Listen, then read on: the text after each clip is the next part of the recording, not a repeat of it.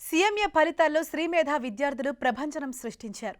The institute of cost accountants of India ప్రకటించిన ఫలితాల్లో శ్రీమేధ విద్యార్థులు ఆల్ ఇండియా ర్యాంకులతో పాటు అత్యధిక పాస్ పర్సెంటేజ్ సాధించారు. 14 సంవత్సరాలుగా సీఏ, సీఎంఏ కోర్సుల్లో 400కు పైగా ఆల్ ఇండియా ర్యాంకులను శ్రీమేధ విద్యార్థులు సాధించారని విద్యాసంస్థల చైర్మన్ సీఏ అన్నానంద కిషోర్ తెలియజేశారు.